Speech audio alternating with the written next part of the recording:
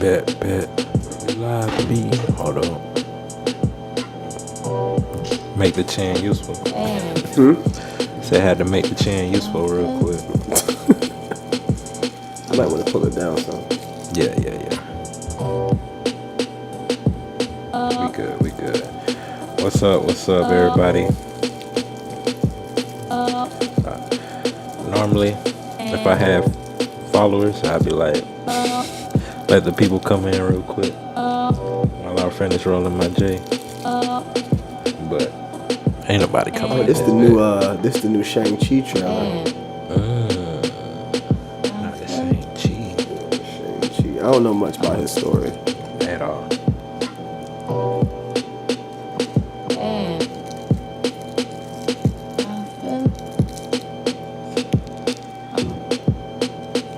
Is he like the second generation Marvel hero? Or is he like original, but we never really highlighted Yeah, he's like I think he's in the original crop, to be honest. I just think he's just not like, he's like Asian Black Widow. True. You know what I'm saying? True. With the power bands. Oh, that's what the 10 rings are about.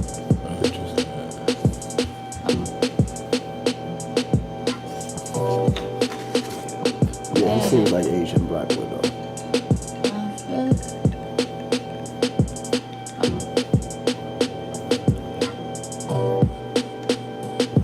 Start here.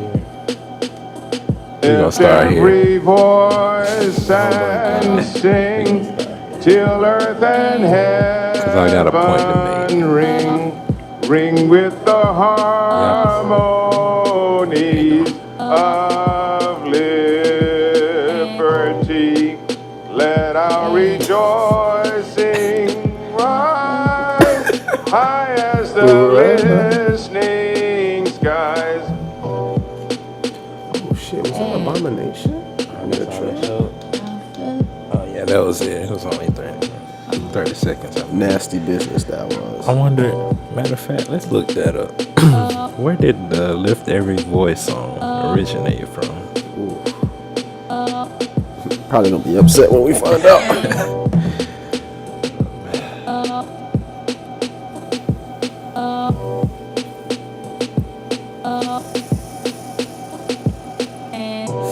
Bro, that Aiden dope.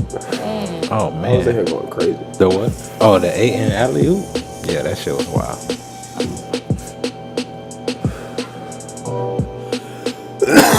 Lift Every Voice and Sing, often referred to as the Black National Anthem in the United States, is a hymn written as a poem by James Weldon Johnson. That's it. Shout out Duval County. Shout out to yep. And set to music by his brother J. Roseman Johnson. We never hear about that name. For the anniversary of Abraham Lincoln's birthday. Oh, That's what it came from. you find out the Oh root. my God. I mean, I know everybody loved Abraham Lincoln, but that nigga had slaves too. Right. Apparently they was making hymns for that nigga. It's funny because one of my tweets of the week was, you know, America history is wild when you can catch a president lacking at a movie theater. Right. Uh-oh, not Mask Book. Yeah. He going for 50 tonight. I hope you step on their neck. Wow. I can't believe that. It was for the anniversary Oh, of a nigga birthday. not surprised. Not surprised at all. Yeah, that was the first time it was performed at his birthday by Johnson's brother. And it was, he said it wasn't even like, that nigga wasn't even alive to hear it type shit. It It's a 1905. Definitely, probably not. Fuck. Hell no. That nigga He was been free- dead. He freed the did slaves or what? emancipation in 1865. Right, so you know he died way longer, Yeah. way before that. Right. Sheesh.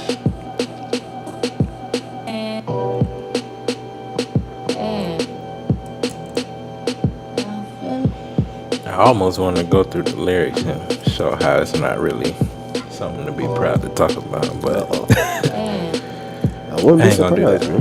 that. I ain't gonna do that right now. But as y'all see, all these people on the screen right now, these are all the black leaders in politics that nobody really knows about. Politicians. Right. They get all their recognition from White Zaddy. Took the Kwame. Yeah. I think Kwame got that from Tariq Nasheed because he was He been saying that saying that first. shit? Yeah, he been saying that for years. White Zaddy. That's what he called. That's what Tariq say the bad wenches call call the white man. Do him and whatchamacallit still beef? Who? Him and Umar don't fight with each other no more? Nah, it's not. Nah, they don't beef. It's just like I feel from Tariq's perspective, he think something wrong with Umar, which is why he ain't really productive as he should be. And then on Umar's side, he the King Kong of consciousness. So Umar gonna stand on Yeah, Umar yeah. all day long. But is that, bro? That fight. That, bro. the Alex Jones. Bro. First of all, I don't even know who Alex Jones is. Wait a minute, you don't know who Alex Jones is? No, I don't. I Wow. just don't even. Just the thought of Umar getting in the boxing ring was like, nah, ain't no way. But I didn't even know who the person is. Alex Jones is a big conspiracy theorist that used to be on YouTube. They got banned for saying wild shit. He was on Trump's side at first, but he feel like Trump basically called bitch on the whole situation as president. Wow. It's interesting. Yeah, but yeah, that would have been hilarious if that was real, but I doubt it is. You said, oh, I'll talk to you about that off air. Oh, but yeah, that. Oh yeah, I'm these. about to get that eCam live. Oh yeah, the eCam. That's where it's at. It's only $20 a month. Yeah, I'm making a little more money now. I think I can afford it. Yeah. And then oh yeah, these niggas on the screen. What can I say about these niggas? Basically, I've finally come to the conclusion that there's two kinds of black people. Oh, Lord. It's the ones that want to end racism by power, and it's the ones that want to end racism by love. Follow me. No, I'm listening. I'm intrigued. Cause man, we had an example of that today. This nigga RG3 trying to protect his white Nubian queen over the Twitterverse. I'm glad you said white Nubian. This nigga said white and Nubian right after. That's exactly how RG3 thinks this goes. That's the white Nubian, right? Yeah, bro. This nigga posted, "Come on, bro." What did he say? "Come on, bro. Your girlfriend is white." And under that is a video of his girlfriend doing squat poses, trying to get her ass right.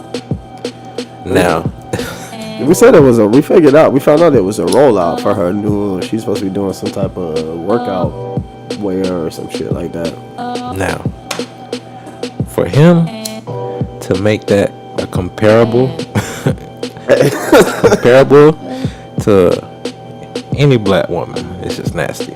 One, because I know he watching all the work his wife got to do to get that little toot he showed us. And he know, She doing all kind of calisthenics to getting that shit. bruh, she was doing the squat pose to the squat pose to the fucking, what is it? The hip abductors. I don't know. Bruh. And I'm gonna be honest, bro. It looked like she probably that's the only exercise she does when she go in there. Yeah. And then, oh my god, the nerve of this nigga. But those are the type of niggas that want to end racism by love. And it's just not gonna happen that way. But I also learned that's how we got finessed in the civil rights movement too. Because in the middle of us fighting for power, and you know it's for power when you can go back into the photos of like the protests, all the black people in unison, all got the same size. I mean, same signs that say Black Power. They got they in like suits, basically. All the women in dresses. Niggas not doing some crazy shit on the side. Nobody dancing with the police. Right, ain't no electric slides in the streets back then. None of that. And then, I mean, I know Cameo ain't dropped that hit yet, but y'all know what I'm saying. yeah, that hit the 80s. Right, that shit hit the 80s. Around that time, that's about when like the around that Cameo time is probably when that feminism wave hit for real. That crack was hitting. That sexual liberation, that hippie movement, all that hit the black community at the same time. And that's when the freedom got too far. Because we went from wanting to have the freedom to choose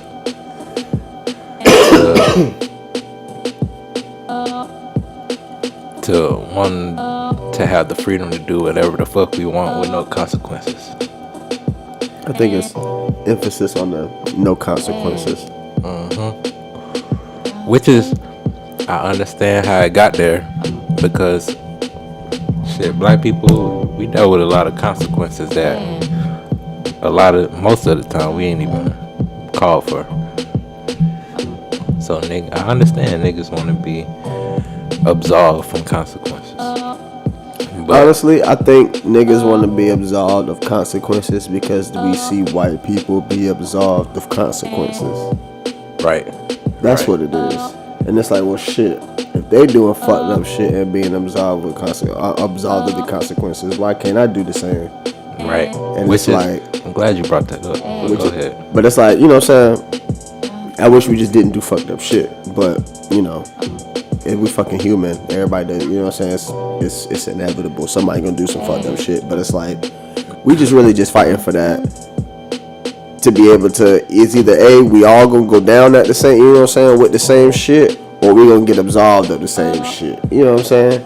See, and that was the problem with our strategy, is that we wanted to not be absolved like the white people, but we not realizing we asking that of the white people. Right. Which doesn't make it, it's never gonna work. Yeah. They're not gonna allow that. Yeah. Not even that they not gonna allow that, but the fact that we looking for their approval of absolution. Is that a word? Absolution. I bet that's a word. If not, I just made it up. We good for making up some fucking words. But yeah, I said swimstress on my last part. Swimstress? I said swimstress. I was talking about the gender roles on swimming. Bro, I was talking about the new black swim. What's her name? Simone. I can't remember her last name, but the black girl who made the Olympic swim team. They call her Swimone. But you know what I'm saying? Is that the same one that won all the medals last time? No, I don't think so. I think that's a different one. Because her name was Simone too. Or maybe it was. I don't know, but it made it seem like for some reason this was like. Yeah, because I remember Simone Biles and her had the same first name, but they had different. It might be her, but yeah, you know what I'm saying. I was talking about her, and for some reason I called her a swimstress, and I don't know why. But I was like, I know that ain't no fucking word. Oh man, but yeah, bro, it's important that you talked about that the absorption is because our strategy all wrong.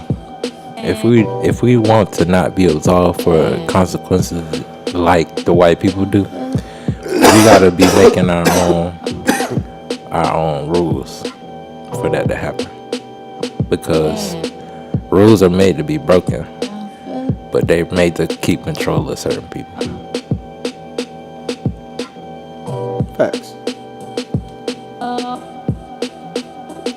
I agree 100%. Yeah, because everybody don't need to follow rules, and all rules shouldn't apply to everybody, but also people that can't handle certain responsibility,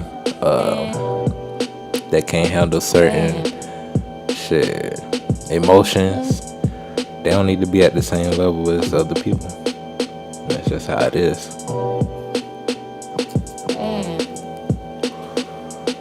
But with that being said, we're gonna go to another video.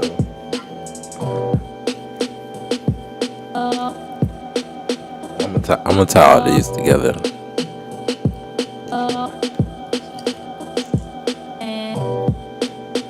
Fair use. This is for educational purposes only.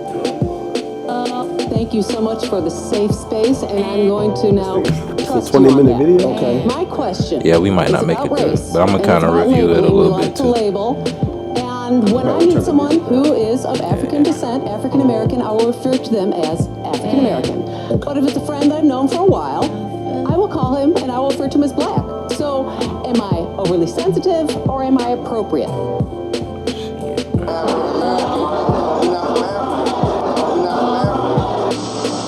Africa is not our home. Let me let that hang in the atmosphere for a while. I said at this gathering of the masters, Africa is not your home.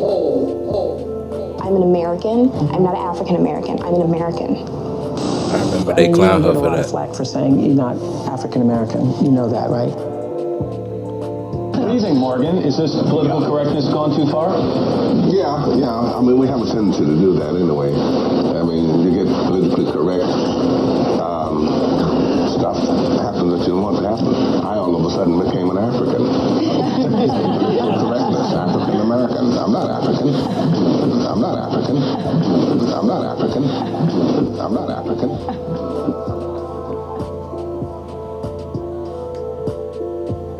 Oh boy. You're black. And what does that mean? Well, I use the word black, and I use that too loosely, because I don't like the word. What's a good word? The shadow. No, I am. You call me Negro, you call me Hogan, you call me colored boy, you call me black, you call me African. I'm not an African. I'm not an African. I'm not an African. I'm not an African. To play it safe, I just go with African American for everybody, but then everybody that's black is not African American. See, I like just being called black. I never adapted to the African American term. I just like being referred to as black. I'm comfortable, I like it, it fills me up with pride. But if you meet somebody from an island or something, they not African American. What do you mean by America's my mama? I don't know nothing else. I wasn't eating chitlins when I was in Africa. I wasn't eating watermelon when I was in Africa. I wasn't wearing zoot suits when I was in Africa. I wasn't getting my hair cut when I was in Africa. This bitch is my mama. And yours too. Except I know it's mine. I have no African descent in my blood. I'm a Native American. So literally, I'm a Cherokee, I'm a Blackfoot, I'm a Red-tailed Indian. That's what's in my blood. A lot of people in America is indigenous people. You're not from Africa. You're not from Africa. You're not from Africa. Let's keep switching the identity to hide the people. Why don't we just keep renaming you? Are you Negro? Oh, no, you're not Negro. No, you're colored. No. You're not colored. You're African American. And this is what they name you. Because I know a white guy who grew up in South Africa. Elon Musk. And he now lives in America. He is an African American, and more African American than most.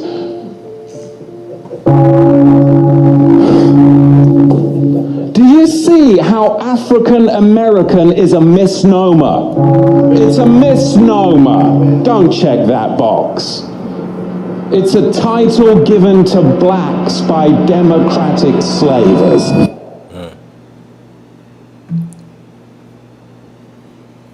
To watch all of my exclusive content. I don't know where this nigga Cole be finding this shit. Shout out to Dan Calloway. Big YouTuber. He been doing this for years. He provides a lot of evidence as far as it goes about the white dude. No. Oh. No, not the comedian. No. That's Dan. No. No, you talking about Dan? I'm talking about, was that the last dude that was talking? No. He hasn't showed up on the video. Oh, okay. Yeah, no. He's a black dude from the South, kind of big dude. He got it's a whole bunch of like. It's just like. Never mind. Yeah, it's like a whole bunch of different historical artifacts around the country. Like, I've been driving around. Oh boy. And you'll go through like a random town, and it'll have like a sign, and it'll talk about it. Maybe it's around a old plantation. Maybe it's like a historical old slave owner. Maybe it's an old like mayor or a general or something. But naturally, all of that shit ties into each other because generals were slave owners that had mayor positions back in the day and shit like that. So you kind of learn about the history, but you also notice that the signs get updated. Some signs say this sign was like published in like 2003. Some of them say like 2016. Some of them say 1990 something still. So you can tell like some of them they had there, and then they like kind of rewritten how they wrote it back then to make it like politically correct. And so you start the same shit. So you start realizing like the agenda behind politically correct shit is to hide the history of what's really going on. So like we getting finesse in so many ways of like, to even the fact that like we think we using politically correctness to our advantage as far as like not having people basically be able to use words as weapons to denigrate or criminalize us, but it's working to them as a positive effect as far as like being able to erase history to keep getting foreign niggas over here, basically, to make America look great. I mean, we talked about this earlier in the group. The ultimate finesse was them being able to rewrite history and teach it to us in a way that is completely false. Completely false. It literally is a white, like a sprinkle of truth. It's a white highlight reel. Yes. It's white ESPN. Your history classes is white ESPN. White. What they call ESPN Classic? That's what history. That's what your history class has been all your life. Is fucking white ESPN Classic. Yeah, bro.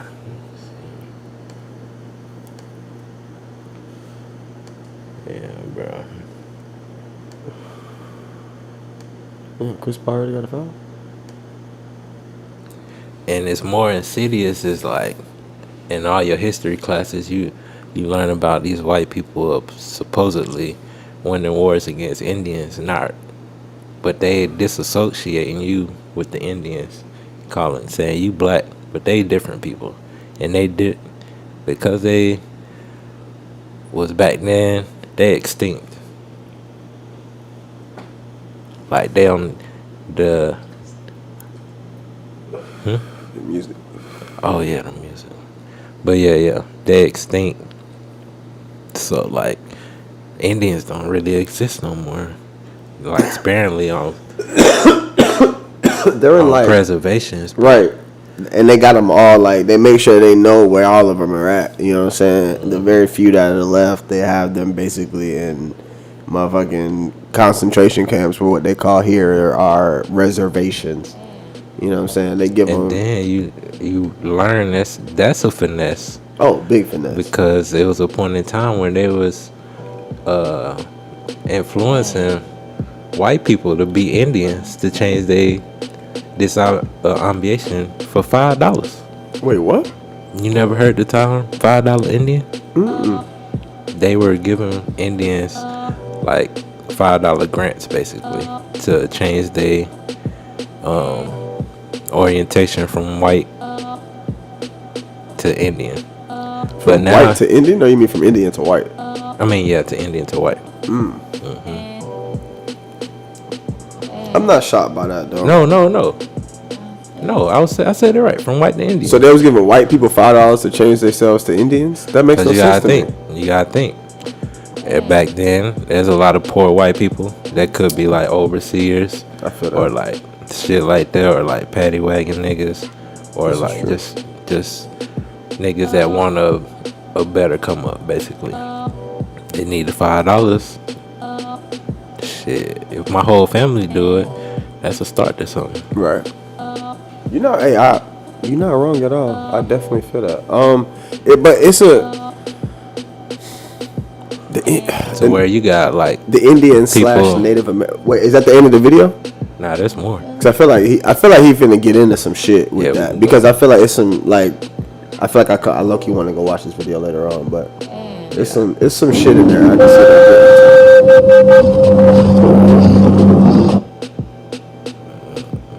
not the equal American equal. But it's so deep that they stole the American eagle from Indians. Indians, of course. Yeah. Mainly due to outsiders being unfamiliar with all of the indigenous Nijis' multiple native languages.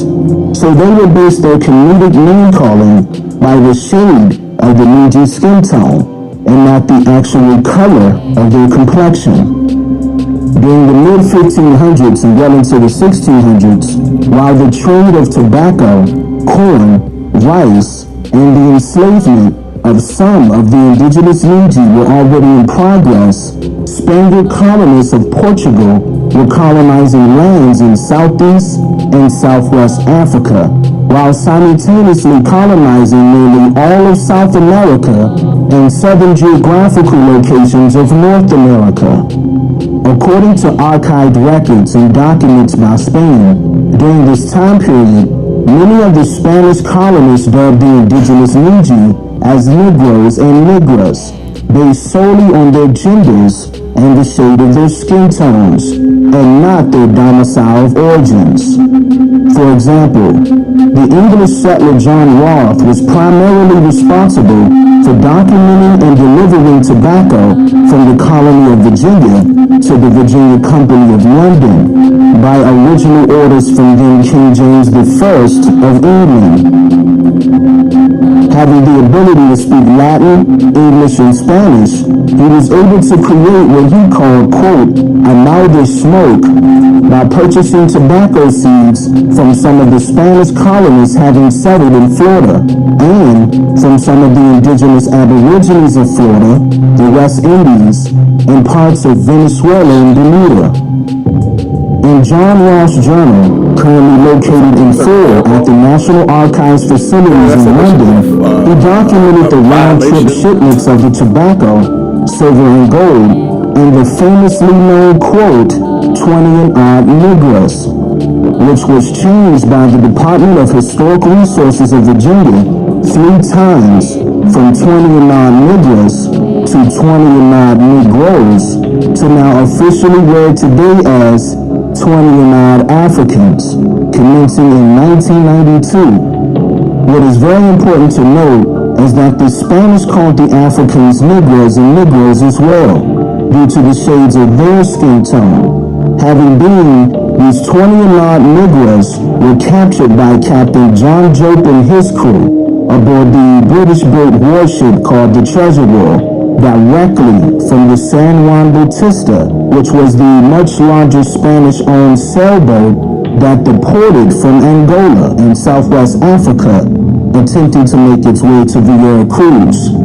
Now, I shared more information concerning this topic in both documentaries called The Untold Truth about the African slave trade, but I mentioned all of this to share some of the history of the complexity surrounding the multiple derogative terms that were used to label the indigenous aborigines of America.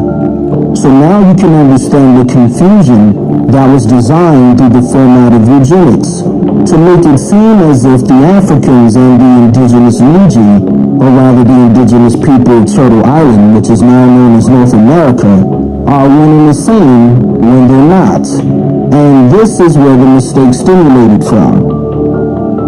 In the year of 1790 and beyond, census enumerators allegedly went from town to town, city to city, and door to door, deciding who was of what race, and documented their families they knew as such.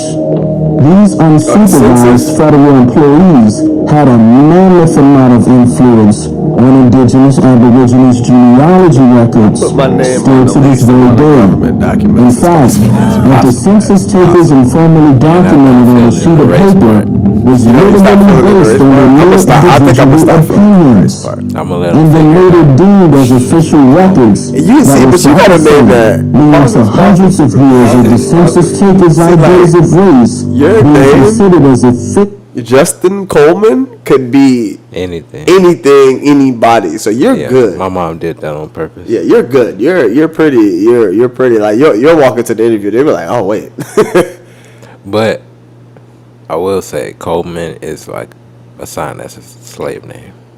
Is it really? Yeah, like Coleman or like Jackson or like Brown, Johnson, Smith. Yeah, those super common name. Yeah, cause there ain't no way all of y'all is from. Yeah, damn. That's and it's crazy because like you think about shit like that growing up, but you don't really put it together until you get older. It's like, yo, that shit's deeper than rap for real. Deeper than rap, B. Like, see, like my last name Bolden, from what my people was telling me, we don't know if our last name is what it was originally spelled, because like when everybody dipped from wherever they was at or whatever, you know what I'm saying? Yeah, they didn't, you know what I'm saying? A lot of them didn't really know how to read or write or whatever. So whatever the first way they saw their name written, that's how it went. So it was like, it's funny because we was talking about how Anquan Bolden and like that side could be how our last name was originally written, but our shit is spelled Bouldin. It's like it's totally different, from anything else. But like just like niggas being able to go up north and learn a different type of, cause like white people in the South talk a whole different way from white people in the North. So like it's a crazy situation, like especially like if you haven't really gone back and tried to figure out, you know what I'm saying, where your last name came from, you should definitely then try to you gotta think about, like, they don't talk about how like a lot of people in the South was first like French slaves, because that's where that Southern drawl really come from, and then like then you got the Spanish slaves that was like more like Florida area, Georgia, like Alabama, South Carolina area. And then you got like England up north, basically, basically where the 13 colonies started and all that shit. From Virginia and up there. Yeah, bro. It's the way they've smeared the books is crazy. Like to where it's almost, I don't say it's almost impossible to really track your lineage, but it's very, very difficult. It's not that it's impossible. It's just like You gotta hope somebody has some type of records, because I wouldn't trust whatever prove it, ancestries, and I wouldn't trust none of them to shit. prove it to like other people. Yeah, you have to do that. But like as far as like just connecting the dots yourself, seeing like, oh, it's not. It's real simple. Like because back then people weren't so like educated to where certain words had to mean certain things. Like one thing, I mean like a word, it could be spelled a different way, but if you say it in context, you hear what it means. Right. So it's like it's simple. People just try to make it complicated to make it hard to prove. No, I mean but it's also a situation where you gotta hopefully you have somebody, somebody from in your family, you know what I'm saying? Who has some type of knowledge of y'all's lineage, because like, you know what I'm saying, like because a lot of our family purposely try to forget some of that stuff because it's tied to emotional trauma and shit. Facts. So it's like and shit, you'll be surprised how many times, you know what I'm saying, you find out that uncle or that brother or somebody that they don't talk about is the reason why why they don't talk about right, you know what I'm saying, is the one, you know what I'm saying, like the one you just like, oh word, yeah, he was that one, you know what I'm saying. So it's like, and like you find out shit, that nigga might have had 9-10 kids with such and such amount of women, you know, you have no idea, you know what I'm saying, like I feel like that shit's just crazy, like trying to trace your lineage back is crazy. It's crazy as fuck, bro. But white people, they got that shit back to the motherfucking off the boat. They can tell you what boat they motherfucking people came in on type shit. But just think about the spin cycle they put us through for us to forget that shit, B. and it took them, and it was it. Well, I mean, they got here in the early 1600s. So it's like, that's what we're going on, 400 years, 500 years. I think the Spanish got here early 16. Well, no, England, they started in 1492 with Jamaica and shit. True, that is true. Columbus. That is true. So, whole ass nigga. Yeah, that's crazy. Clippers are 0-6 in games 1 and 2, but 8-1 and from 3 to 7. That's weird, bro. Yeah. There's no way you can sustain that. You can't do it 3 times in a row. Yeah, you remember how it used to be like LeBron, like basically like use the first game. You can't do that. I think Ty Lue do that the first 2 games because he don't got LeBron. But I don't. I like he stole that from LeBron as his part of his planning, but because he don't got LeBron to use the second game, he need 2 games to do it. And no Kawhi, so that yeah. That's not helping either. But it's like, yo, what the hell? If they win tonight, bro, if they go back to Phoenix and it's 2-2, I'm not watching no more. I'm not watching the rest of the series, bro. I think the calls have been put in. It's no way. It's no way in hell these niggas come back from 3 straight 2-2 deficits. It's no way, bro. Bro, Max Kellerman was trying to say Ty Lue the best coach in the league. That wouldn't shock me, bro. He said mostly because he the only coach that make the most adjustments when needed. He might take a game to do it, but I like this nigga Ayton, bro. I was not a believer when he got drafted. I was like, who is this nigga and why is this nigga going number 1? I see. He getting a little. If he starts to step out a little bit more and hit a little bit deeper jump shots, because he had a nice little mid range game. He do. Nice little mid range game. He needs to keep working on it to make sure that shit is almost automatic. You know what I'm saying? Some LA type shit. You know, or some Tim Duncan off the backboard type shit. You know what I'm saying? And then Chris Paul back from the phantom COVID. That shit was phantom as fuck. Right. That nigga ain't hit a shot since he been back. Every time I look up, that nigga missing. Yeah, but that's how it be though. He gonna come in the second quarter going. Bro, this nigga Reggie Jackson. Bro, who is this nigga, bro? He been. That nigga's been balling.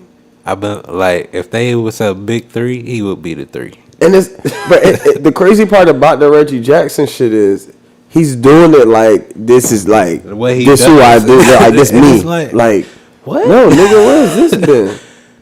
Not the elbow to the dome. And he missed.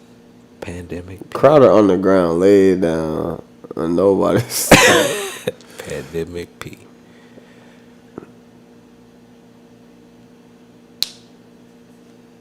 That nigga doing the Pat Bev. That nigga Pat Bev did that shit the other night. Watch him not even get hit. Nah, he got hit. Oh, he got hit. Nice little. Got him. Bah. Yeah, he got him a little bit. Yeah, he got him a little bit. Hey, a grown man elbow feels like a grown man elbow. Hey, son, hey, I feel that. As long as it connected, I don't care. If that shit didn't connect, bro, you gotta chill. Yeah. Cause niggas be, when I tell you they be showing them replays in the slowest emotions, and niggas don't even be getting touched and act like they done got shot with a fucking shotgun. Everybody, like, bro, come on. Everybody, come on. They started finding niggas. Who taught you niggas this shit? How did y'all go to? Who was the first person I seen that flop for real? Manu Ginobili. I think that I seen like. Manu brought the Euro. No, I'm talking about the one that seen like it was like, bro, ain't no way they gonna call this, and they called it. It had to be Lance Stevenson. Lance was definitely up there in the flop game. I don't know, bro. You know who honestly got the worst, and y'all probably gonna be like, really, bro? LeBron is the worst. Bro, I done seen this nigga. That it's a one where he kind of, I think he takes, like somebody takes it, like screens him in the back or some shit. Bro, you would have thought somebody hit this nigga with a sledgehammer the way he went down. Bro. They did that slow mo. Ain't nobody touched that nigga, man. That shit, that'd be the ones that get me. If it, at least do it if the nigga touch you. You know what I'm saying? If you get grazed, fine. But if it's a clear that nigga did not touch you, come on with that flopping shit. This is not soccer, nigga. They flop in soccer? That's where they got it from. You ever watch a soccer game? Not much. Nigga. You'll be like, oh, the NBA ain't got shit on these niggas. Bruh. The slightest of taps. Nigga, you would thought a nigga took fucking crowbar to the ankles type shit. The way niggas be down. That's where they got it from, bro. True. When them Euro niggas started coming in, them Euro soccer playing ass niggas started coming in, they started the flop game. What else about that? Do they wait till they start flopping in football? You can't flop in football. Only way you can flop in football is for pass interferences. Blocks? Huh? Blocks? They've been trying that for years. That shit Blocking don't work. the backs? That shit don't work. I get it easy. But blocking the back is hard. You gotta like run in front of a nigga and just be like, just fall. Some dumb shit. Imagine a nigga practicing the blocking the back. Like I know receivers be flopping on pass interference type shit. Little contact nigga be like that shit don't be working though. They don't be calling them shit that Or flop way. the face mask. That's hard. Yeah, that's hard. Cause it's like when you pull really that face mask, it's a different. Yeah. Your head just do a totally different react. You be like, that shit's different. Chris Paul, what? 0 for 4, 0 for 5. Bro, what is up with these niggas holding on to just the tape up? Whole top be gone. Gotta have the tape the up. low Caesar. I don't even think it's a Caesar anymore. Like, what's lower than the Caesar, bro? And what's lower than the Caesar, but not a Baldy? I thought Caesar was the lowest. But what's before? That's what they're before Caesar, but not technically a Baldy. It's literally just tape. A Beezer? A teaser. Tape, no Caesar. A teaser? Oh, man. Oh, my God. Yeah, we done got off the whole subject. You know who got the worst teaser? Historical records of information throughout America. What's very important to know is that these census takers were provided instructions, and they recorded the ethnic category of various family members based on their perception of the family when they visited. So, if you are attempting to find and interpret data about your family's history, these results can be confusing, especially if one census they are deemed as all other free, or slaves, or free. Y'all see the finesse. I'm gonna go to the next one. Y'all see the finesse. But yeah, basically, that's showing. Y'all see the. Y'all gonna see where I tied on there. But basically, we ain't African. Well, all of us ain't. Some of us is. Yeah, I'll be honest, I don't think my people are from, I don't think my lineage goes to African descent. Because I think. You don't think so? Because I think mine, from something like intersectional. No, I think from my mom's side, I know my mom's side is islands. Virgin Islands, that's where that's from. And then, I mean, if that goes back to Africa, then hey, you know what I'm saying? Yeah. But, and then I don't know where my mom's dad's side goes. That part of my lineage, I'm not sure about. And then I know then again, now I think about it. On my dad's mom's side, I know they go back to like Native Americans and somebody was white in there. And then I know on my dad's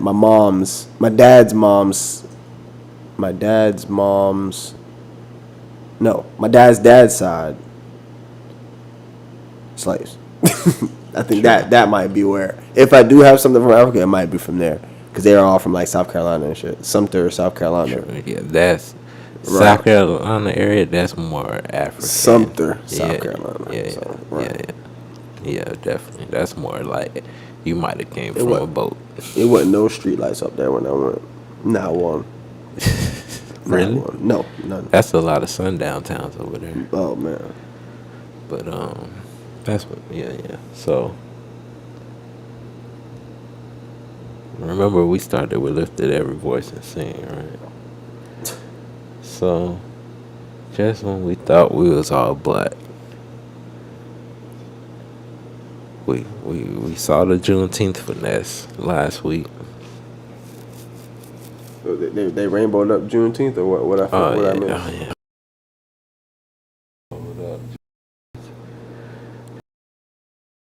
But you know, 18th.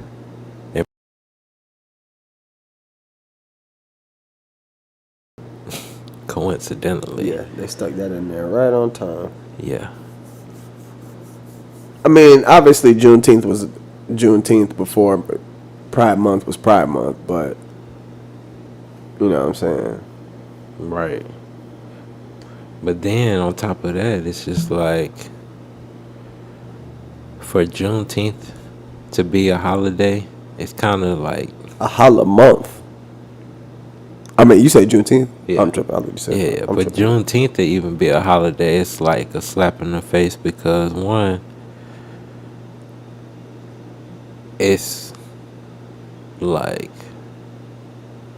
the fact that it's a holiday because of the last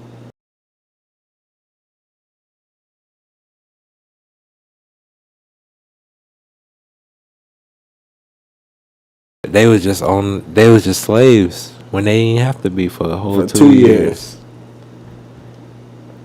Whole 2 years. Whole 2 years. You know how long 2 years is? That's a long ass time. That's a long time. To be a slave. And then so they've been celebrating ever since, basically. But it's like so many people are just learning about Juneteenth to where I'm talking to people, I'm like, hey, how you celebrating Juneteenth? They're like, I don't know. We probably just do a brunch, you know. How are you supposed to celebrate Juneteenth? There's not a Juneteenth menu. There's not.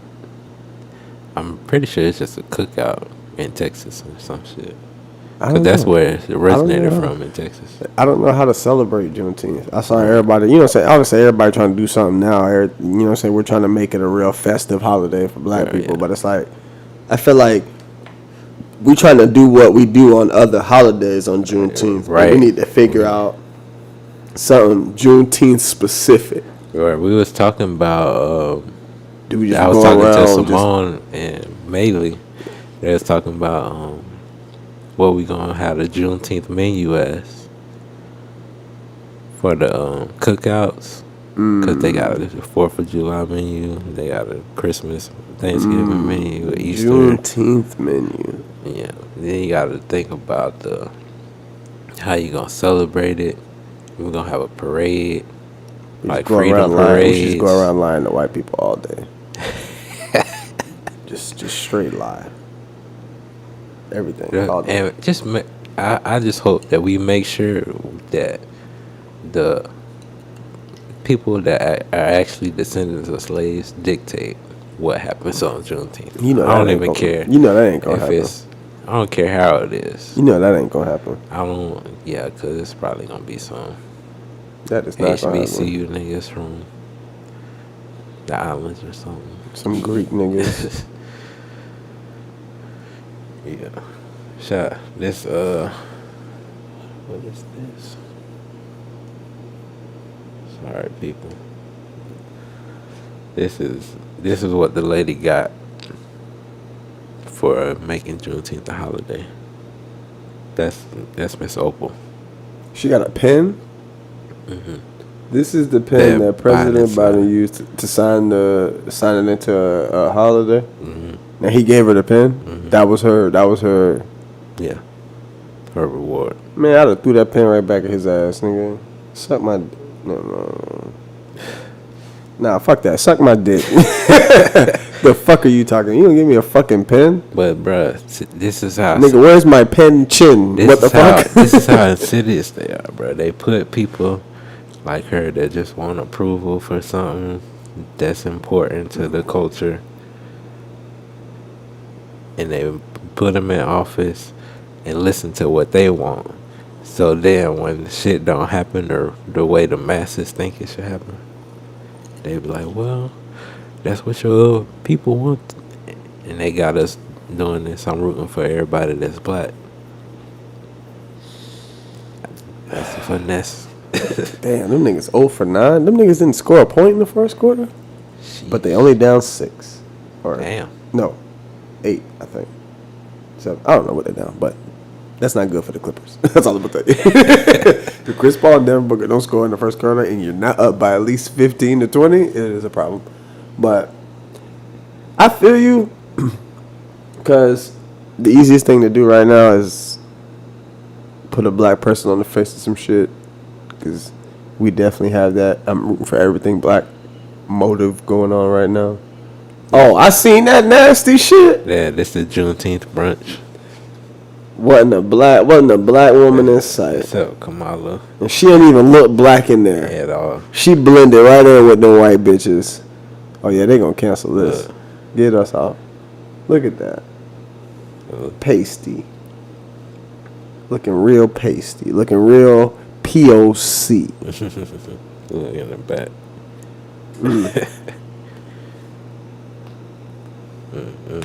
Kamala looking real POC. I mean, she is a POC. Yeah, East Indian and Jamaican. And she ain't claiming that Jamaican part until she got to. Until it benefits her. Oh, shit, wrong way. Speaking of, this is how they keep telling us we don't belong, bro. I still don't understand what the issue was with this. So, if y'all don't know, your boy Michael B. Jordan had trademarked the name Juve Rum. Not Juve. Juve Rum. Because he's making his own rum. We don't know if he planned on getting it from Trinidad, getting whatever you need to make rum from Trinidad. We don't know if his We don't even know if he got roots out of fucking Trinidad. As far as we know, he black. He part of the culture. He been in The Wire. he basically the new Denzel. Stop. Please stop. He not from the UK. He was Killmonger. You know what I'm saying? This nigga cold watch 45 minutes of me watching The Wire. It comes in here talking about this nigga Michael B. Jordan. What's up? Mind you, he's like, obviously, if you haven't seen The Wire, Michael B. Jordan was fucking Wallace in The Wire. But it's like, this nigga Cole literally just got back today and saw me watching The Wire and just threw this in. I love it, bro. I love it. That's all I'm gonna say. I'm glad I'm here because that's fucking Prime time hilarious. party right All there. right, that's fine. That's fine. It'll get no better than that. It'll get no better picking up off something that you just walked. Oh shit! That's Because I have not seen one episode of The Wire. I'm not gonna lie, bro. I'll be done with the first season by the end. I will be done by the first season. Either I might watch the last episode after this game because there's only one episode left in the season for me. And I'm one of the motherfuckers who like I gotta finish it. It's weird to have one episode left. Yeah. So I'll probably watch it after the game, but it's getting like that. Like it just got like this last episode I watched. It was like, okay, we're getting some heat now. You know what I'm saying? Like it's picking up. So I can see where I'm slowly starting to see why everybody is like, oh, The Wire. So true. That shit is like that. Yeah, but that's funny as fuck though. You a fucking shout out to Michael B. Yeah, shout out Michael B. Man, that nigga still. Hey, him and Lori still rocking. Man, everybody was waiting on that downfall. Niggas is plotting all that shit. It's because he really last. black. It's because he really black. That shit ain't gonna last. Yeah. That shit is all for show. Hey, she had we put the face up there. We did. Hey, how long ago was that? That was a minute ago. Shout out to that boy Michael B. holding it down. Hey, how long will it last? These things can't hit shots. But the Juve rum. Oh yeah. He got the Juve rum. So now all the Trinidadian people are upset with him. I seen that. I definitely seen that. They feel like he culturally appropriate in Juve. Mind you, Juve is basically like a carnival event festival where you dance around with colorful paint and skimpy attires. Don't do that. Don't do that. Juve is a family event. It be family out there? Yes, it be kids at Juve, bro. But they still be there. You thinking about the party UCF college Juve for the bread? True. No. After going and it's like a parade or something. Yes, it's part of Carnival. Carnival is the real carnival. Like the real essence of Carnival is a family event. True, you know what I'm saying? It's a wholesome. You know, you actually went. Yes, I've been to a real Carnival twice now. Yeah. So it's like. Obviously, I went to Orlando College Juve. That's just literally a party. Obviously, it's a Caribbean. They took the whole Caribbean vibe, but it's really just a party for y'all to get fucked up and get twerks. You know what I'm saying? That's what it's for. But real Juve is really a lot of the same shit goes down, but it's actually family. You know what I'm saying? It's kind of like, you know what I'm saying? Separate spots. Yeah, you gauge it. You know what I'm saying? You see where it's at. You know what I'm saying? But boy, True. when I tell you. When I tell you, every year, the Carnival has to see me, nigga. Yeah. Oh yeah, you ain't go last year because of 20. Fucking COVID, bruh. You going? And I don't know if I'm gonna go. I don't know if I'm gonna go this year because it's like bachelor party, and then the wedding, and I gotta. When is Carnival? Like October something. Yeah, so like coming off of that. And then, I'll be at the time I'll be in a program to get my financial licenses. So it's like I had to tell them early, like, look, I'm missing these days. Like I'm putting these days in right now, cause I'm going for the bachelor party. I'm gonna be there I'm not coming back till motherfucking Tuesday at the latest. I'm coming back Tuesday night if I can. You know what I'm saying? Like I'm trying to, and then the wedding, I'm trying to share. I'm not coming back till Tuesday if I can. You know what I'm saying? So I'm definitely making these moves early. So, I don't know if I'm gonna make that carnival ride this year, but if you can, I mean, you doing the same thing I'm doing. I mean, shit, you'll probably be up there by then, like living up in Atlanta by then. Oh, it's in Atlanta. What? Carnival? No, I'm talking about for the wedding. Yeah, for the wedding. Oh yeah, shit. yeah. You'll be living there, so that ain't really much of a move. You're right. But carnival, I mean, Miami Carnival is true. Yeah. It's like so. Yeah, the Trinidadians are upset. They feel like he culture appropriating.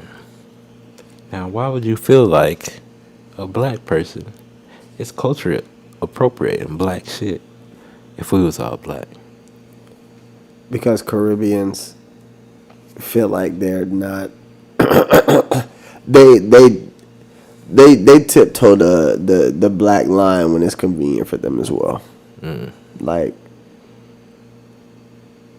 when it's time to hop on the bandwagon of black struggle in America, you know what I'm saying? When the black struggle is high, they with it. You know They what I'm the saying? main ones. They all in. But then it's like, you know what I'm saying? When it comes to little shit like Juve and things of that nature, it's like, oh no, that's just us. You know what I'm saying? You can't. And I mean, I understand you trying to you're trying to preserve your culture. I mean, when you come from those type of islands, you know what I'm saying, whether it's Virgin Islands, whether it's, you know what I'm saying, Trinidad and Jamaica, and you know what I'm saying, when you come from those islands, that is your culture. So when you see somebody who's not from that culture, well, you assume who's not from that culture using things from that culture. But at least it ain't a white person. You know what I'm saying? Right, but even Nicki Minaj want to come at my dog. Damn, she said something too? Yeah. She was like, now that you know, you should change it. But it's like, bitch, we could have said that same shit to you about Lil' Kim. It's a thing. These celebrities be. And she got bars talking about, have your ass like Rosa Parks to get your ass up or some shit like that. I heard and that she shit. got the looking ass boy cover with the Malcolm X peeking out. It's like, nigga, it's like you be towing that line. But Nicki's wasn't backtracking. Nicki's in a place where like she said some wild shit to where like whenever she tries to check somebody else, it don't really land. Yeah. That shit don't be landing. Yeah. And I fought with Nicki. I think I bump Fractions like 2 or 3 times a week. That beat just hard. Right. But what she got to say publicly, I could care less. True that. But the bars be out here. Just like the Beehive. The way Shout out to Trick Daddy. Bruh. I can't wait for Saturday just to talk about some of this shit, because the fact that they went and just brought that man Trick Stars down on all the reviews. That shit's disgusting. That shit disgusting. That's disgusting. And Beyonce should hit that nigga up and be like, look, here goes some bread. I feel you. You know what I'm saying? Like, you ain't the first person that said that. Like, that shit's crazy, bro. Yeah, bro. Yeah, let me play what this nigga said. I think he said something important. Facts you need to know about Michael B. Jordan's controversial trademark. Carib Twitters losing their collective minds because Killmonger has applied for a trademark using the word Juve. Juve is a large street party held as part of Carnival. This festive occasion coincided with the emancipation of slavery in the 1830s, mainly in Trinidad. Now, before y'all call M'Baku to defend these things, I did a little research and found out that the word Juve has been trademarked since 2013. It's for a digital media company. 3 other trademarks have been abandoned. The trending one is for Juve rum. Killmonger can't stop the party because his trademark is only for rum. Now, having said all that, I truly feel your pain because the word Juve is born from strife and celebration and truly belongs to the people.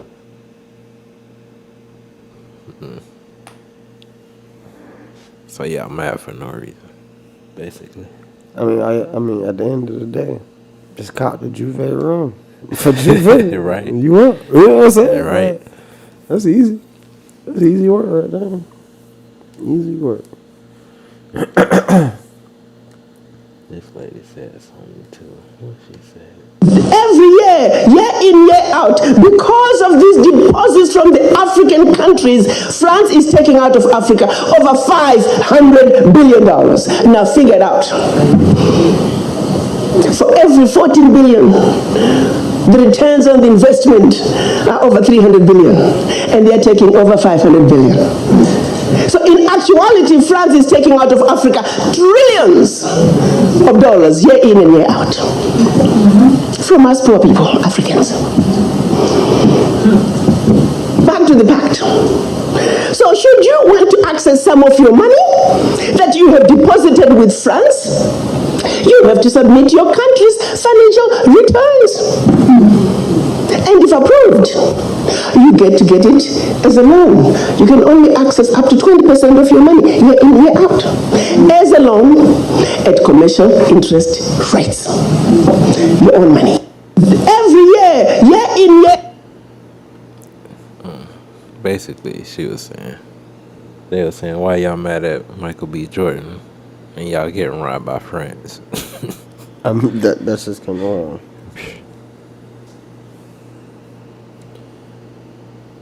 That's definitely wild. I mean, at the end of the day,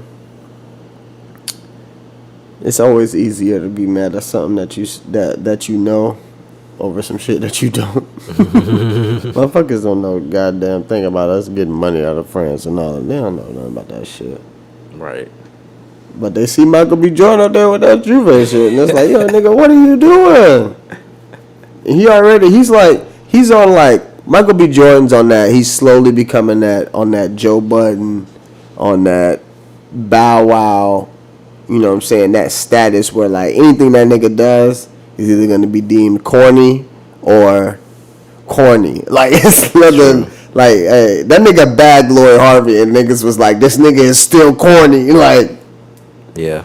Like, yo, what? You know what I'm saying? So I kind of, like, Michael B. Jordan's kind of in an odd place right now where literally whatever that nigga does is going to be deemed corny. That nigga could cure cancer. That shit's going to be deemed corny just because of who he is right now. So he just going to have to weather the storm for a little minute. Just keep doing this thing. Keep his head down and keep doing this thing. True that. But yeah. So.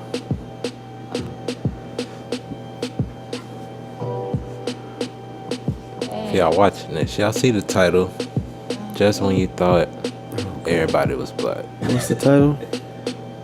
Just When You Thought Everybody Was Black. No, you talking about not of this video. Oh, I was like, I know we're not talking about the YouTube video. Oh, I thought you were talking about the goddamn Mike Kevin Samuels was like, is this nigga doing race shit now? Nah, he not. Oh god. He actually avoided it, which is funny, but oh, he started flipping now. What you mean? He finally hearing the people say he going too much in on the women. He exploiting the women basically because he know that market better. When he talk to the men, they way more sloppier. He can't get a conversation out of them because they don't come on there knowing what they talking about and shit. They be stuttering. Niggas don't be having points. They be like, oh, I'm nervous and shit, shaking and shit. It's wild. It's wild. But I mean, I feel like he knew that. Right, he knew that. Because he was on that. He was dealing with men for a while. Right, he but blows up as soon as he that. starts talking about women. And then you go back to men and that shit's still the same as it was before. Like, he knew niggas is not trying to get on no public platform and talk about some shit that, you know what I'm saying, that it's going to cost me some pussy at the end of the day. Like, right, and chicks, you can't cost pussy because they got the pussy. Right. And they get more attention for the emotional shit. Like, oh, nigga might want to come save her. Bingo. Them hoes be getting on there to be prospects. But yeah, so that's funny though. Oh damn, them niggas done took the lead. I like it. I'm gonna play this because I think it was important too. Oh, Nick. Hey. How are you? What's the disagreement? That's one of the better niggas. That's why I The played it from here. Is on the process of power back to people. Excuse me? Hold on. The disagreement say what? On the process of taking our power back as a people, right? So, and this is more a devil's advocate position thing. I didn't give a process of taking power back.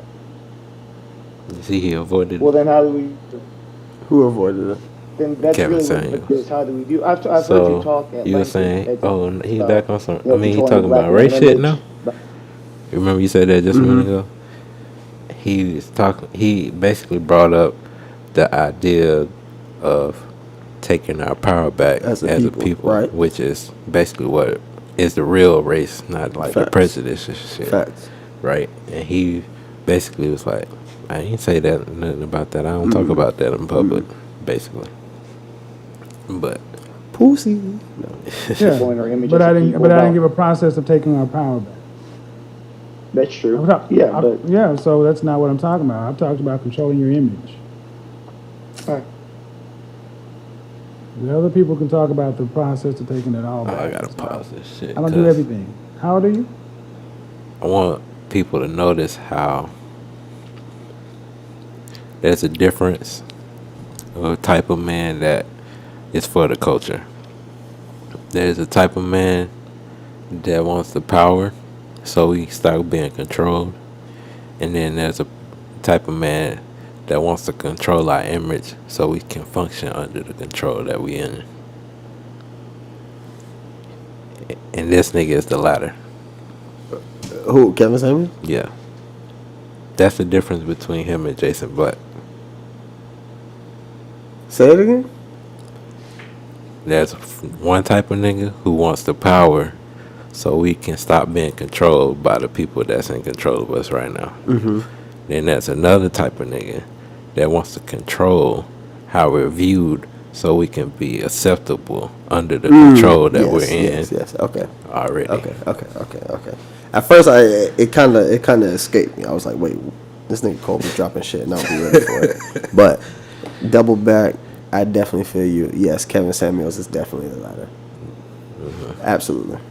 100%. And I don't even listen to that nigga besides when you're around. And from what I hear, all that nigga wants you to do is be acceptable by white man standards. Because all of that shit that he say is not... basically all the shit that he based it on, you know what I'm saying? Shout out to the King Kong of consciousness, Dr. Umar.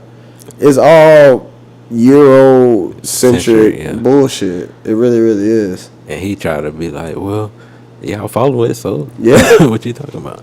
I mean, he's catering. Kevin Samuels has learned to cater to a certain group of people, which at the end of the day, when you're putting out content, that is what you do. Yeah, you cater to a certain group of people. You lighting that like you about to light up another joint or something. Shit. Yeah, I think I'm about to. I should have caught that. I should have caught something. I was just so hurt off that not getting that whatchamacallit. I was just like, you know what? Maybe God telling me I need to wait.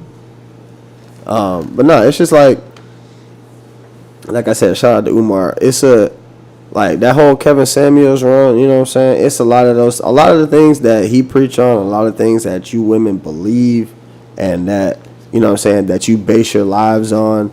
A lot of that shit is white people bullshit, and it's a lot of times why, if you don't realize, a lot of these white people in their great relationships that you think are all fucked up, like all fucked up. All fucked up. You know what I'm saying? Like it's a you know what I'm saying? Like, don't get me wrong, you know what I'm saying? The whole man is supposed to be the provider, protector, yeah, that matters. That matters. But it's not do or die from that. You know what I'm saying? Because that really was birthed in a situation where white men kept their women at arm's distance because they didn't want their ass involved in anything that they didn't know about or didn't, you know what I'm saying? Shit, if you really want to go back, it's because white men basically stole their wives from, like, they actually, the best man was the nigga they went with to another village to go take the chick. Then they went, the bridesmaids were basically the dude's family to get her initiated into the new life she was gonna be in. It's the construct of white marriage and where that basically just marriage in this country and what it is it's constructed from the whole, you know what I'm saying, white thing. It's wild. It's wild, yeah. Bro. It's wild. Like, why you think they just started fighting for their rights 40 years ago? They couldn't even get bank accounts. They couldn't save. You know what I'm saying? Like, they couldn't. And these are we talking about white women. White women. The quintessential damsels in distress, which is what they've painted themselves to be since they've gotten some type of rites of passage. And you know, it's so funny that they like they feel like they got to do that to be as feminine as black women naturally are. Did you see the TikTok wave? Oh yeah. Speaking of cultural appropriation. Wait, which one are you talking about? The black TikTokers going on strike. No, I'm not even talking about that. There's another. I'm talking about the white TikTok girls, the white women on TikTok doing the they're on there crying, and then like they'll like change their whole fucking demeanor in like the drop of a hat on some like I wasn't really, you know what I'm saying, like that shit was fake, you know what I'm saying, I'm about to get even type shit. The Karen secret weapon. Yes, the diabolical shit. That shit that got Emmett Till killed. You know what I'm saying? That shit that got a lot of black men killed in this country and black women killed in this country. You know what I'm saying? Like, man, listen. That's why I love the internet, though. Bruh. Because white people expose themselves. They've been exposing themselves.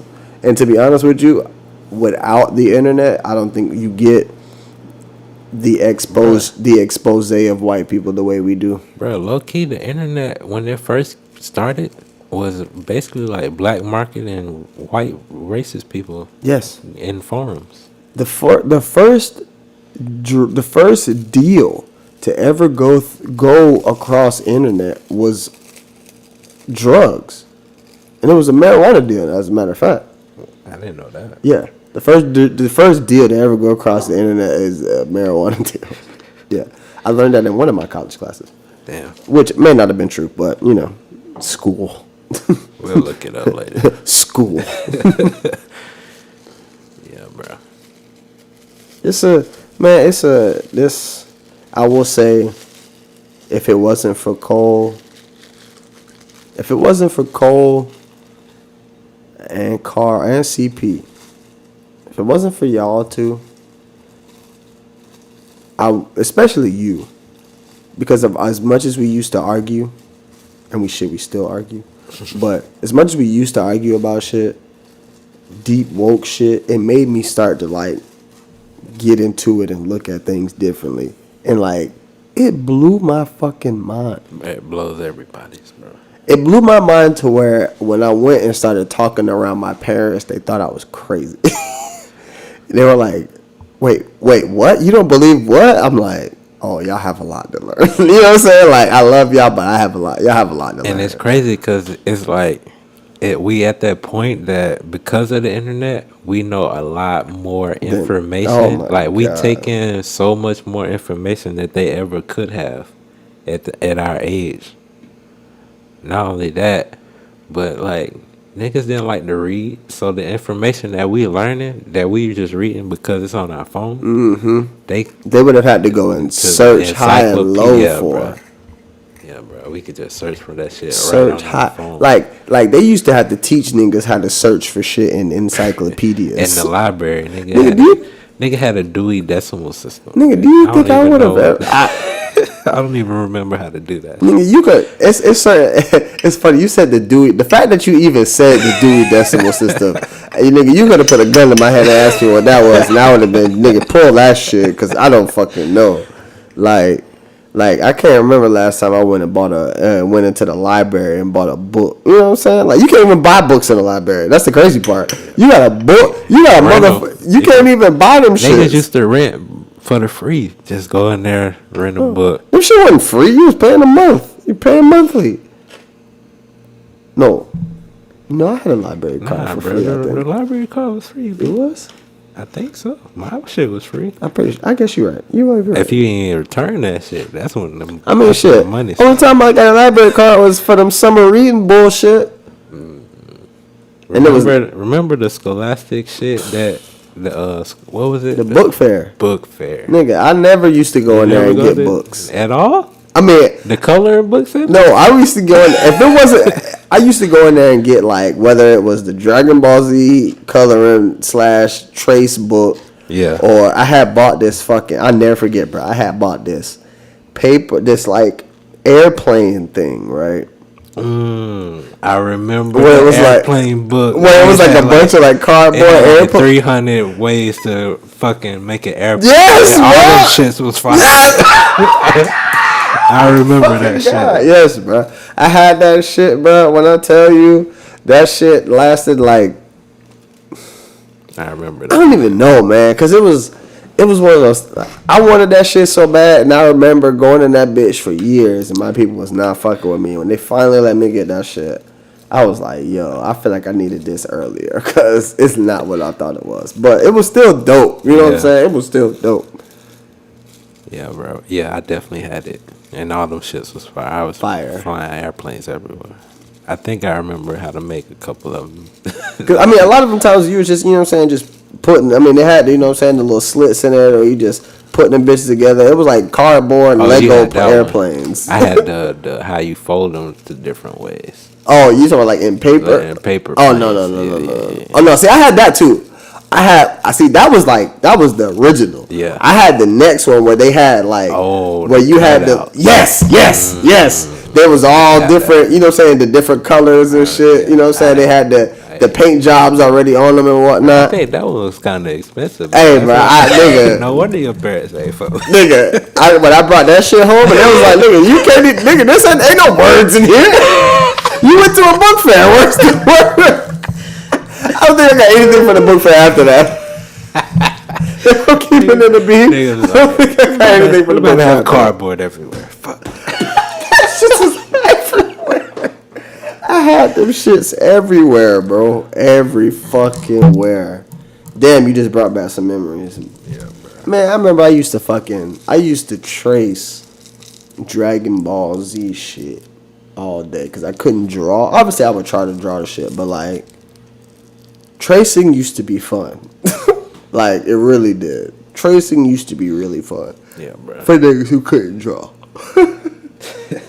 Niggas that couldn't draw hated me because you could draw. Yeah, bro. I had the trace book one time, and then like after that, I gave it to somebody, and I ain't even need that shit. See, nah, you artistic niggas. You artistic niggas. Yeah, B. But yeah, how we take our power back? Is they gonna get to that?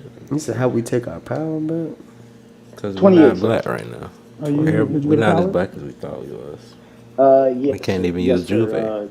Spent 7 years in the military. Actually spent a lot of time in your hometown in Oklahoma City, Tinker Air Force Base.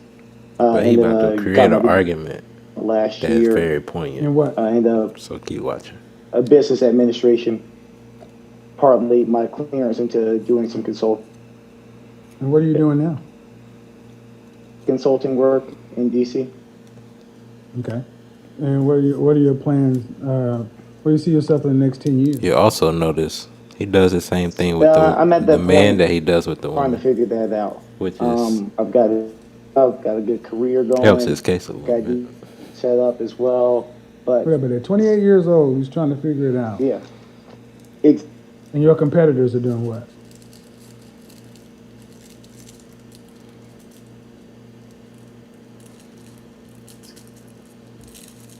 They're locked in. They're locked in and I'm figuring it out. No sense of urgency with most black men. Mm-hmm. But you want to talk about the process of taking power back when the very power that you need to be operating is your profession and understanding where you want to be in 1, 3, 5, 10 years. Locked in.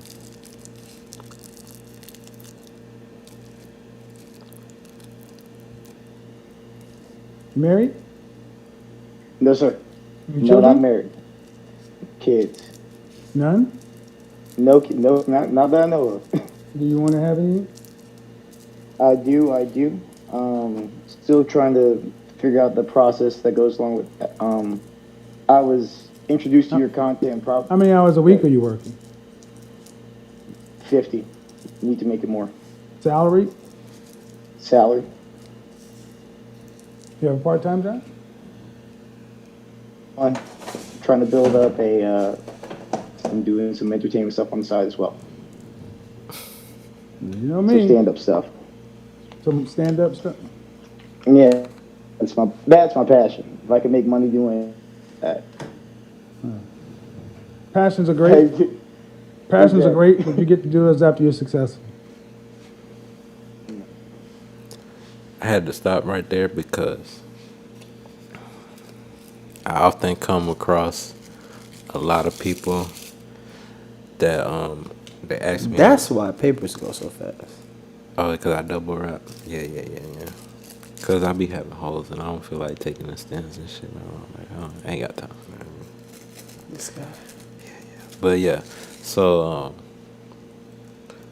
often people ask me like what I want to do with my career, cause I got two things that I want to do. I found a passion in driving. Originally, I didn't want to do that shit, but I found myself doing that shit for everybody but myself. So now I'm doing it for myself, and also the art shit. But with the art shit, if you're not in school trying to work for another corporation and all that other shit, that's the typical way they try to tell us to get a career. It's gonna, well, first off, it's gonna take, if you go that route, it might take 15 years to even get to like a 6-figure level. Unless you like doing your own shit on the side while you learning and shit, basically. Which is possible. But with the driving shit, I found out that I can get more money faster that way to fund my passion later. He brought up an incredible point because a lot of people try to like talk you out of that process, or talk me out of that process and be like, why don't you just go for your passion now? And it's like, that's not smart. You gotta get leverage for your passions to work, basically. Because if you just start on nothing and your passion fail, are you gonna give up on your passion? And how many times you gonna do that? Just like when niggas go to college, or like when I went to college, I didn't really know what I wanted to do. That wasn't your passion. Exactly. But I personally disagree with what he said, mainly because it's a lot of people out here who truly chase their passion and do not give up on their passion, and that's why they're successful with their passion. It's one of those things that a lot of us are passionate about things, but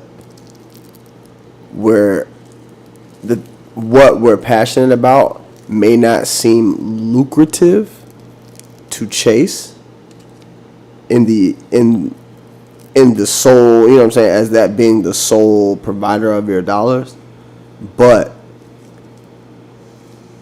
if that's truly your passion, meaning that is truly what you love to do, that is truly what makes you happy, that is truly what, you know what I'm saying, you feel like, you know what I'm saying, I guess you were put on this earth to do or whatnot. It's one of those things that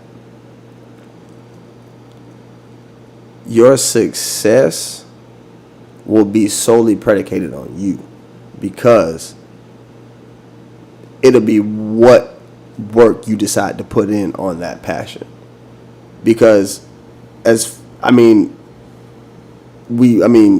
see that whether it's people who are passionate about, I'm not even going to talk about, you know what I'm saying, people who are passionate about being a doctors and lawyers. I'm not even talking about that. People are passionate about things that are like only few can really make it. They do that shit. Like, I know people who have been dedicated, you know what I'm saying, from the jump to accomplish some shit. And they've really, really done that shit because they actually love that shit. A lot of times, people feel like they're passionate about things that they like, or they're just passionate about things that, or passionate about their hobbies. That's different. You know what I'm saying? You enjoy those things. You have fun doing those things. Those things make you happy. But is that truly your passion? Because what your passion is, ain't nothing gonna stop you from doing that. You feel what I'm saying? I think you should be saying purpose, because you can be passionate about what you like and what you. No, I know what I'm saying, because your passion and your purpose can be totally different. Your passion and your purpose can be totally different. That is that's something that people don't think about. You can be passionate about one thing, but your purpose can be something totally different. But see, I'm thinking damn, passion. I know you've seen that shit. No. Something just flew. My bad. You know how crazy I am. But for me, I'm thinking like passion is like an action or like a verb. Like it's something you do, and like your purpose is something like that you like practice. I feel like your purpose, like you can be passionate about something, but your purpose is like what you meant to do. That's what I was thinking. But and I feel what you're saying. For some people, I feel like their passion brings their purpose. Like, you know what I'm saying? The things that they're passionate about actually. Some people, everybody feels like their purpose is to be, I don't know, bigger than maybe what they are. You know what I'm saying? Just that's a lot of people think that their purpose is to be bigger than what they are. Sometimes your purpose might be to just influence the person next to you, or somebody who you don't even know is looking at you. You know what I'm saying? Like, I feel like everybody has a mindset that their purpose is to be at the top, or somebody but your purpose could be to influence the purpose of somebody else who might take some shit to another level that might not necessarily be where you could take some shit, but you know what I'm saying? Like, you were put on this earth to give them that spark. You feel what I'm saying? It's a wild way of looking at things. It's funny you say that, because I was about to say I think that's kind of like where I think my purpose is going to be at, where I feel like this trucking shit will get me to a place to where I can provide like not only like a trucking service for our community, but also like where I get my passion from was the arts. I could provide a studio to help other kids like excel or just be competitive when they go to college. Because when I went to college and I saw what niggas was doing in my field, I was like, damn, I should have been on this shit. Right. And see, like, I thought being on MySpace and changing backgrounds and shit was enough, and niggas was already in fucking AutoCAD and Illustrator and shit. But see, and I feel where you're coming from, because like I said, I'm not saying what you saying was, or what he's saying was wrong. I only disagree in a situation where I feel like some people who do truly chase their passions are able to make things happen. Yeah, and but I think also before I lose the thought, also it's also a situation where, like, damn, I don't know what I was about to say. I had it, but then it's gone. My badass memory. Go ahead. I was about to say that from what you're saying, like, I don't really disagree. I just feel like what you're talking about is more like the exceptions. Like majority of people don't really have a passion that's profitable, or even like, I feel you, or even like most people that get their passions to that successful level, they got like people that want to do what I'm doing to get them there and shit like that. Like, I agree. The Serena Twins or right. LeBron, and everybody wanted him to be great. See, like, okay, I remember what I was saying. So, like, okay, when we talking about, you know what I'm saying, passion, purpose, and all of that shit, I think about this whole podcast thing. It's probably my passion at this point in my life right now. And if my shit would have never, if this shit would have never go anywhere and stay exactly where it's at for the rest of my life, and I don't get no more, views or whatnot, what I always look at it like, what if my purpose was to influence those other people who I know have started podcasts because I've started podcasts, and I don't have to name drop or whatever, but like that shit has put money in other people's pockets that, you know what I'm saying, that I ain't never asked for a dime, you know what I'm saying? Who am I? You know what I'm saying? I just did some shit because I love doing it. But knowing what other people have done after seeing me do some shit, what if that was my purpose? You know what I'm saying? And obviously, I'm not saying my purpose is done now, but like, what if that was a part? Because I mean, everybody, you don't have just one purpose on this planet. You have a purpose for different. I mean, there's a purpose for everybody damn there that you come across. You know what I'm saying? It was just like our purposes in line in the fact that like I wanted to have a studio, so I started building a studio, and you was already podcasting, so I was like, bro, bring our shit together, and then. And I'm not even, and you know what I'm saying? I'm not, obviously, I mean, we're on the same network, but you know what I'm saying? There are people who have seen me podcast who have gone on to make money off of that. Yeah. And it's one of those situations that's like, damn. I've made little dollars. Niggas got studios. Merch lines. You know what I'm saying? Niggas have gone on to do things off of seeing me do what I did. So it's like, damn, maybe that was my purpose. Maybe, you know what I'm saying? Obviously, I'm continuing to grind. I'm continuing to do what we do here for the network. But maybe my purpose at that time, or, you know what I'm saying, just in this stage of my life was to inspire other people to do shit.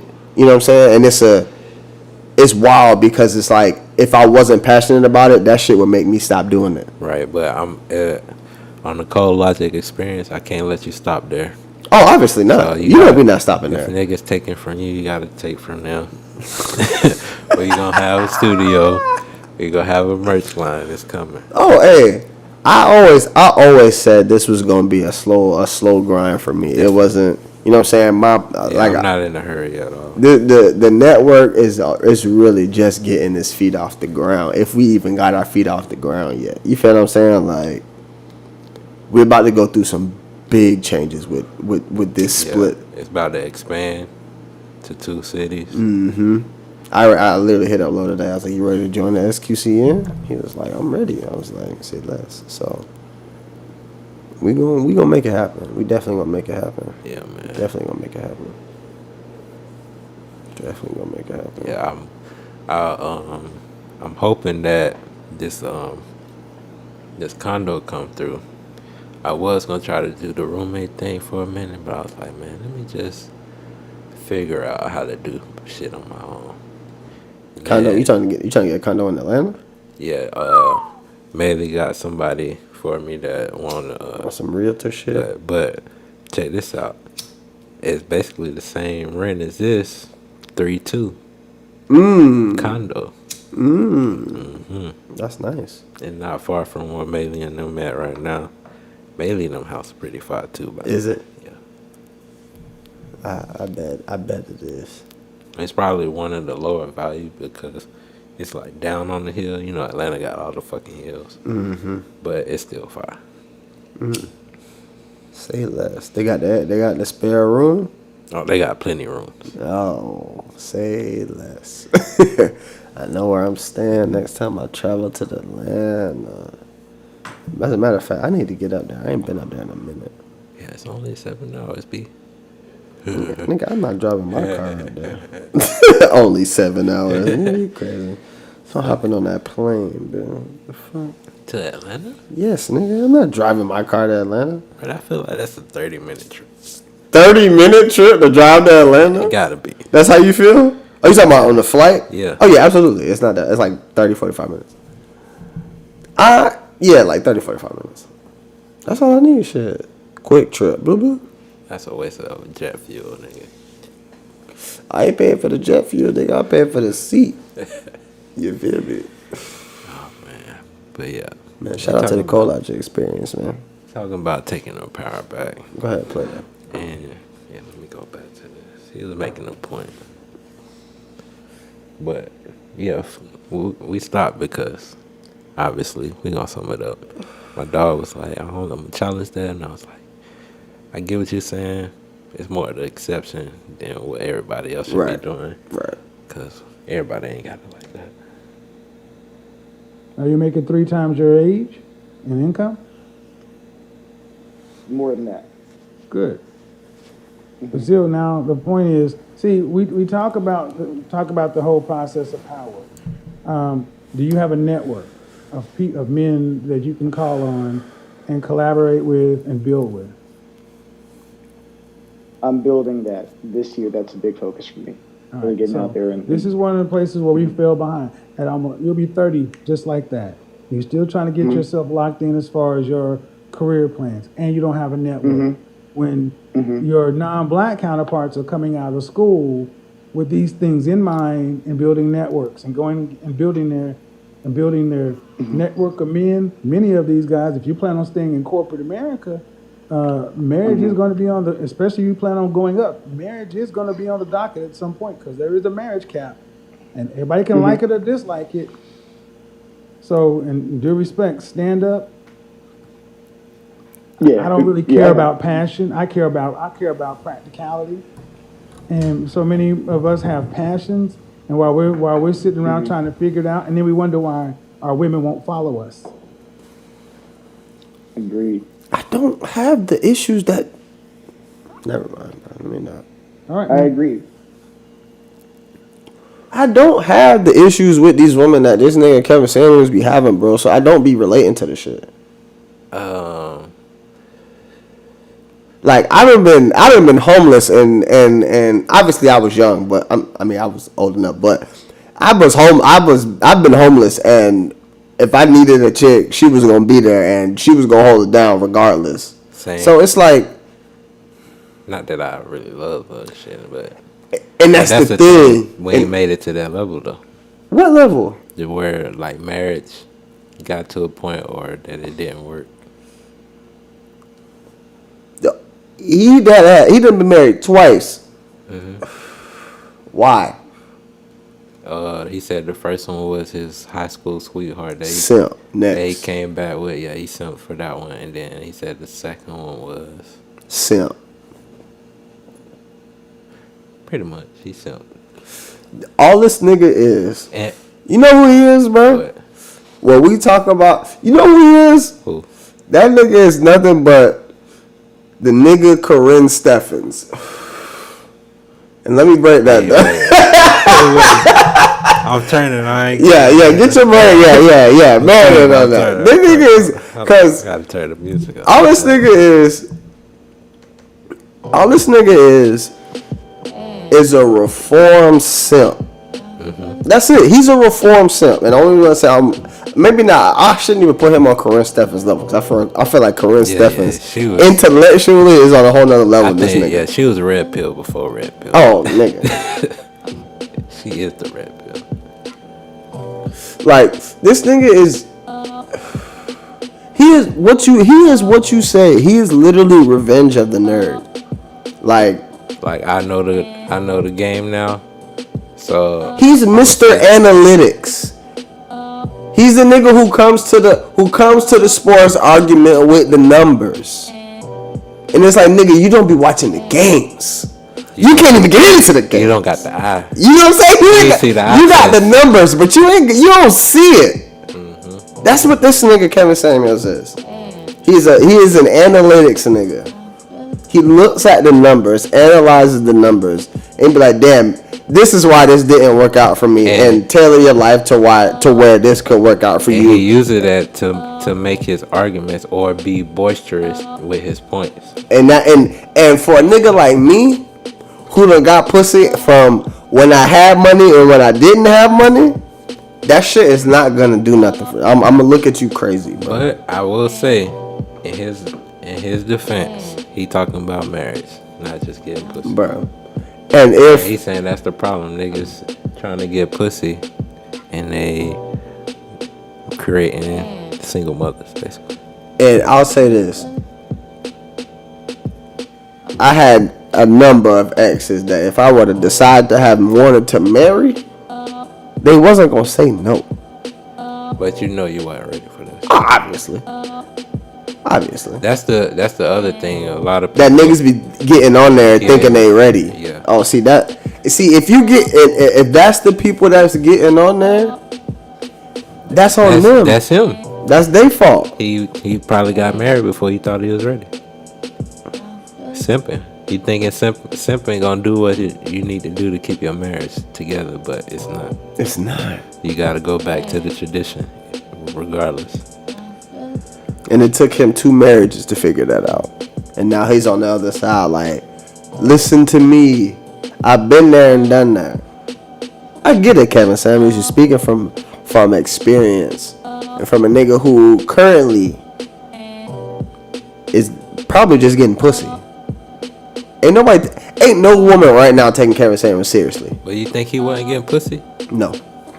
Even as a Kappa? No. I think Kevin Samuels was best friend with the Jerry Curl? I think he was best friend to himself into pussy. How was that nigga? I mean, I'm best friend to myself into some pussy. I'm not finna sit here and act like I haven't. I wasn't a Kappa. And it was certain ones. It was just like, hey, I'ma just stake this pussy out. If I ever went Greek, I never thought I had to do that. Oh my god. I never thought I had to do any of that shit. And it's funny because them Greek, niggas went Greek strictly for the pussy. I was an athlete, so I didn't need to do that. Shout out to that. Yeah. That was a different type of. I was gonna do the Greek shit, but when I was like niggas passing egg yolks in their mouths and Bruh. shit, getting their ass spanked and shit, you gotta hold your nuts. You gotta do and you just do it to show that you determined and disciplined and do some shit, and it's like.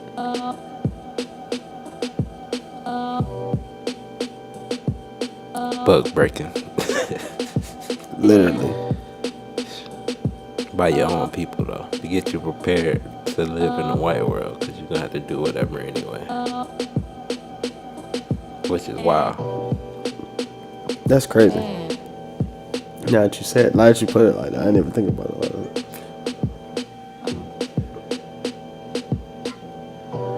Yeah, this is the Cult Logic experience. We roll slow, but I be dropping the bombs here and there. Oh yeah, it's a. What do we say? If you made it this far. Definitely. How far are we in this thing? 147. I'm about to get that. I think I'm about to get that Ecamm live.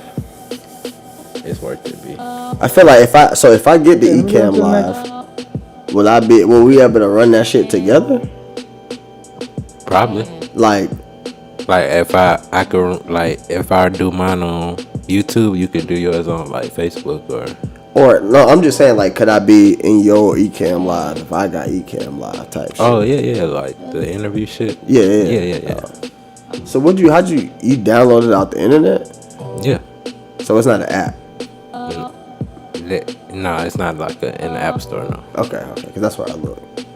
So should I get it on the MacBook or on the phone? Get it on the MacBook. It's just a login email it's on the type. Phone? I don't know. I don't think it's on the phone. It's not on the phone. I mean, how you had it on the iPad? No. I just had this. It's an app that shoot to use a camera that you can connect to the Ecamm. It's not on there. The Ecamm is not technically on there. So No. Okay. I wish, but if I had the Ecamm, I'd be doing trucker vlogs, man. While you playing, you need to go ahead and get you a whatchamacallit? GoPro. Mm-hmm. Yeah, I am gonna get like a camera. Cause don't do what I did. The mountain views, fire. Don't do what I did for a year and a half, or for 2 years, and pod and drive and pod without visual. Do that shit. Yeah. If you decide to do that, I ain't gonna lie, bro. I don't know if you've driven and podded yet. It's I could do that because I be. But your shit makes so much noise. I have this shit. It circumvent that. So. True.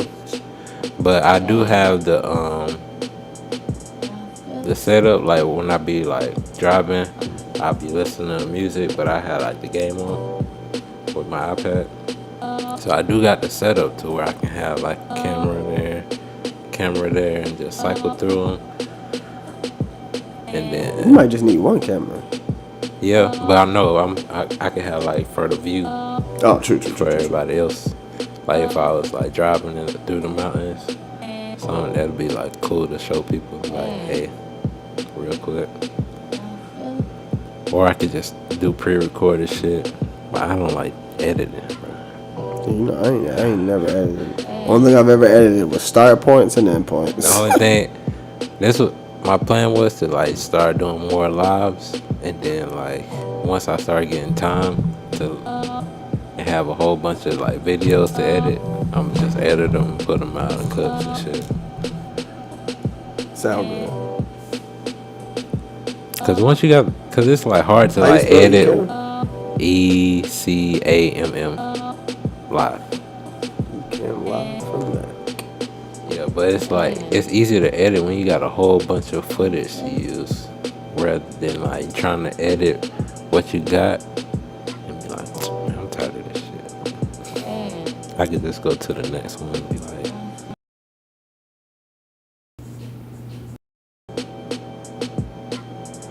But yeah, man. What's this thing?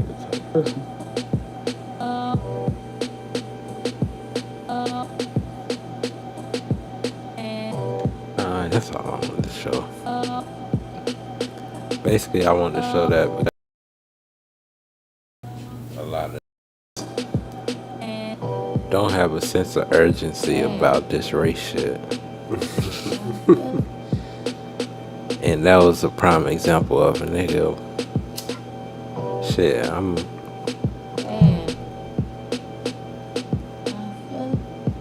that was a prime example of a nigga not prepared for this race shit. And I had to learn that I'm not one of them niggas either. Which is why I'm just talking about it my leisure on this podcast shit.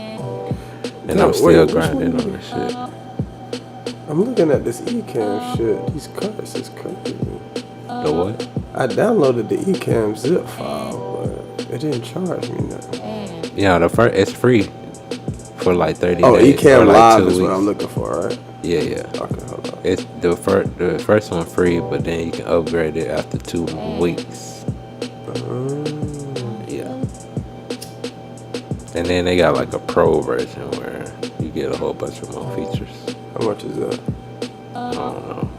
I forgot. It had to be like 50 to 100. I already downloaded this shit. Can't see. If you made it this far, I just gave y'all the secret to podcasting on YouTube.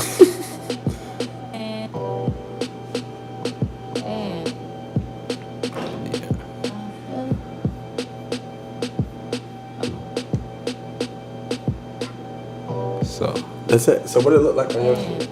Right now it look like that. No, I'm talking about like what the icon look like on your shit. Oh, it's like this. Yeah, that's what I just got.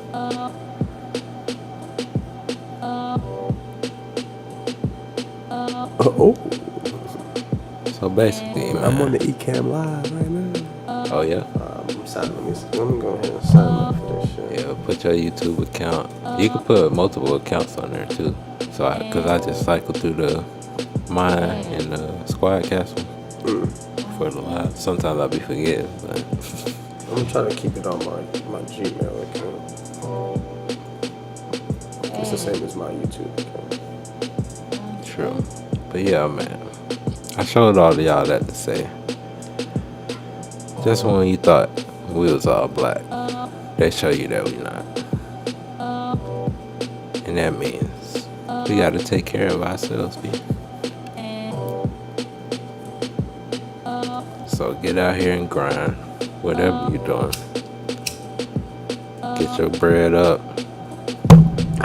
Protect yourself, arm up. Get your mind right.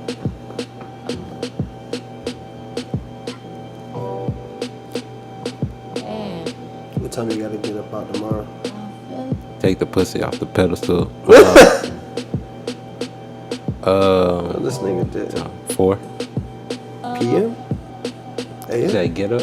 Oh, you gotta get up at 4 a.m. Yeah. Jesus.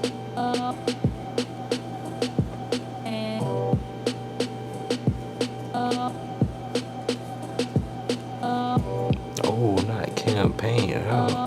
What happened? You got hurt? Mm-hmm. Oh man, I missed that.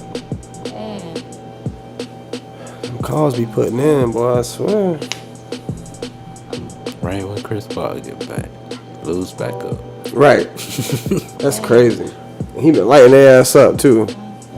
That's like damn near like Terrence Mann going down. You got 14 dames and you can down the trial. You outstanding and pro features.